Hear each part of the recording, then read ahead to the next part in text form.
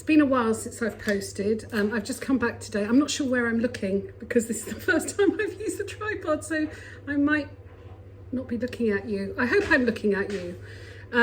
We've come back from Cornwall today. We had a couple of days off. It was absolute bliss. And I've come home and I have decided I'm going to, I feel like I'm going slightly, I want to look there, but it should be there. Anyway, I'm going to cook a curry with just everything that I found either in the garden or rotting and little bits left over. It's going to be a chicken curry. I've got some tomatoes, I've got some onion, I've got some, oh, this is a top tip. Right, so I don't know if you can see this. So these chilies, I grew these Nick grew these chilies last year, and I freeze them whole, and then when you need them, you just take them out the freezer and you use them straight from frozen. And I have to say, last year's chilies have got us almost through to this season's, which will be ripening and ready to pick probably in a month or so. That's it. At this stage, I'm not sure what the quantities are, so I will write the recipe later, but I'm just going to talk you through what I'm going to put in it. I always do my curry with chicken thigh, so I had some in the freezer which I've defrosted. I cut each thigh into 4 pieces, little chunks. I've got some whole green chilies which I've just cut through, so they're just halved. I've got about 22 grams of ginger, finely chopped. I've got 2 large cloves of garlic. Here we've got 2 tomatoes cut into wedges. I had a red pepper in the fridge that needed using up, so I've cut that into slices. I've got an onion which I've cut into wedges, so not slices, not finely chopped, cut through the root into wedges. I've got some cumin, some garam masala and some turmeric. My plan is that I'm going to mix the spices together and just toss the meat in it and leave it for a bit. I've got some Greek yogurt, which will be making my sauce. And then I've got some rather sad looking cavolo nero, which I don't want to waste. So I'm also going to chop that up and put it in the end.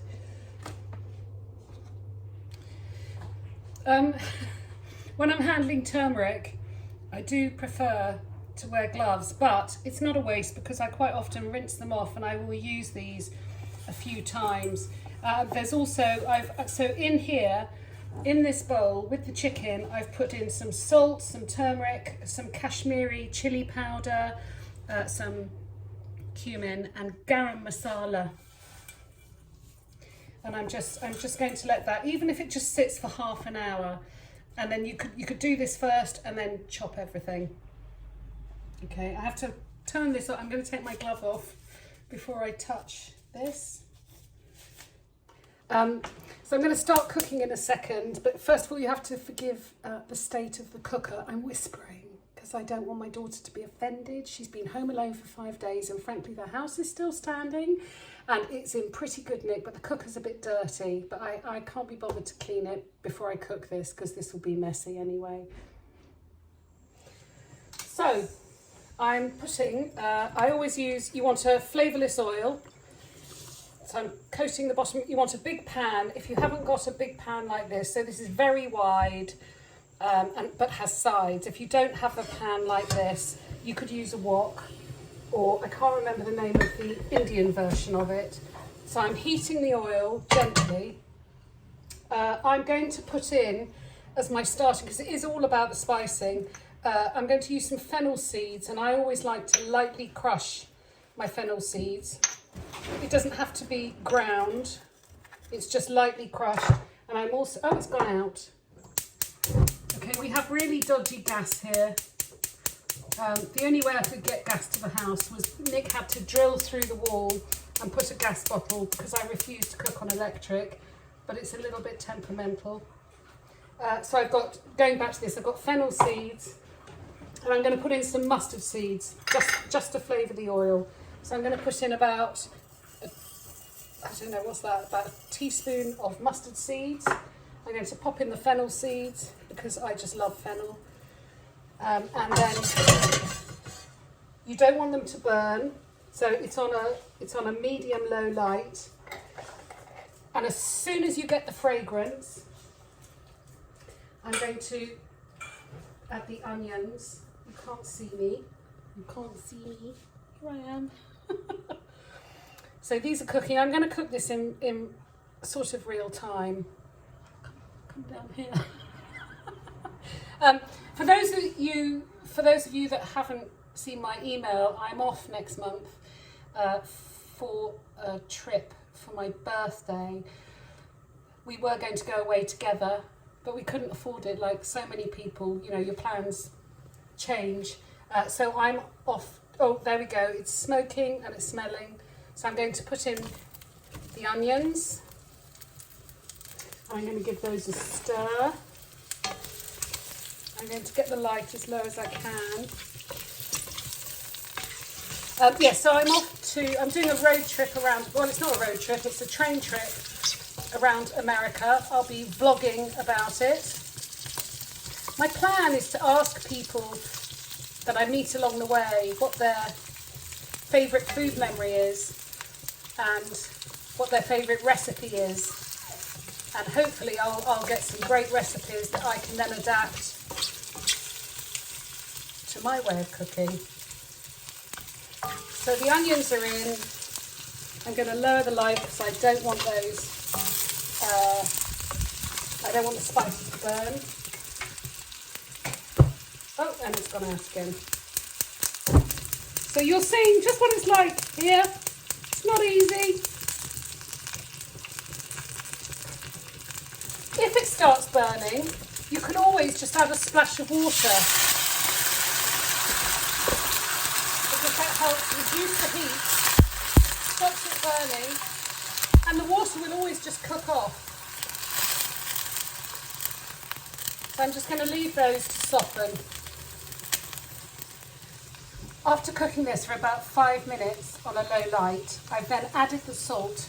And I'm going to carry on cooking them for another 5 minutes. The salt will then help draw out the moisture from the onions and get them hopefully nicely coloured. The onions have been cooking for about 10 minutes now.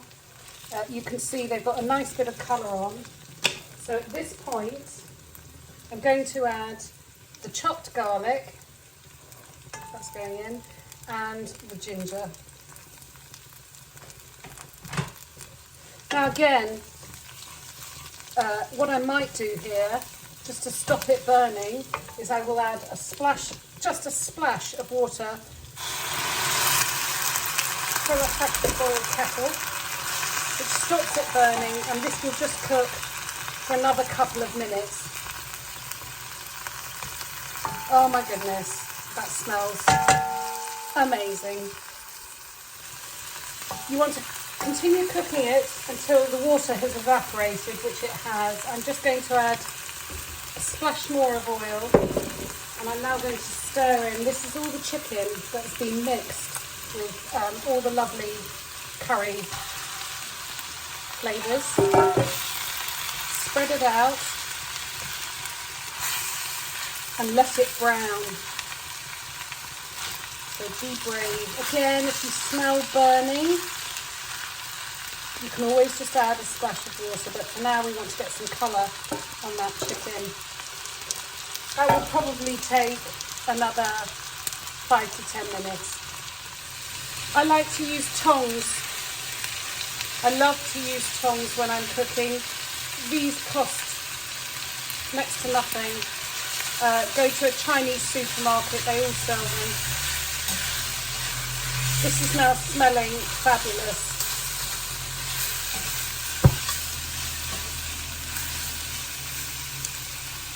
So a couple of the secrets to making curry are layering the flavours, taking your time, browning the meat, cooking the spices. I can't make a shortcut. If you want a good curry, this is the way to do it. The meat is nicely browned. Now I've got, this was just what was in the fridge. You could use green pepper, you could use red pepper. And then I had a couple of tomatoes. They're going to go in. I'll give it a stir. That's going to need an extra sprinkle of salt. Tomatoes love salt. So I'm just going to put some salt in, a little bit more pepper.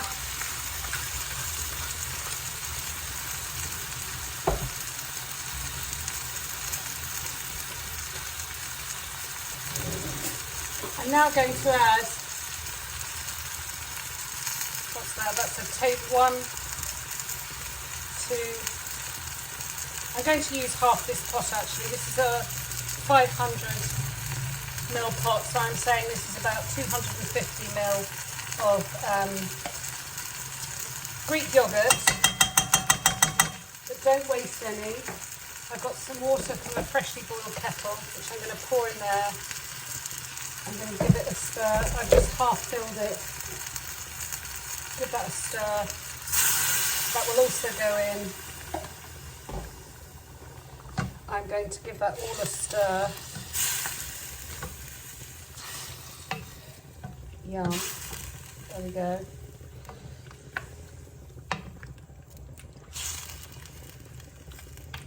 That does look good. And now I'm going to take, so these are the sliced chilies. I'm going to just sprinkle those over. If you don't like a hot curry, take the seeds out of the chilies. But this is a curry for people who love curry. I'm now going to move this to a lower light over here. You can see. And because it's chicken breast, I'm going to leave that bubbling for about 30 minutes and then I'll check it. It looks beautiful. I'm going to bring this in. Oh, I don't know how to do it. Can you see? Can you see? It's beautiful. So don't be afraid to let it bubble, because what happens is when it bubbles, it's reducing the sauce. Stir it every so often and it will become thicker and darker as it cooks and richer in flavour. And this is where your patience pays off. Look at this beautiful thick sauce. This is nearly ready to go. So this is not a particularly curry type ingredient, but I had this cavolo nero that needed using up. So I'm just going to stir that through at the last minute. Yum. I'm just going to turn the heat off and leave that while I cook the rice. So there we have it. That's me inventing a curry. I don't know what it's going to taste like. When I do, it's going to taste amazing. If I stand back, can you see? Hang on. There. There. It's my puppy. Well, it's not my puppy. It's my daughter's puppy. And oh gosh, this curry looks really good.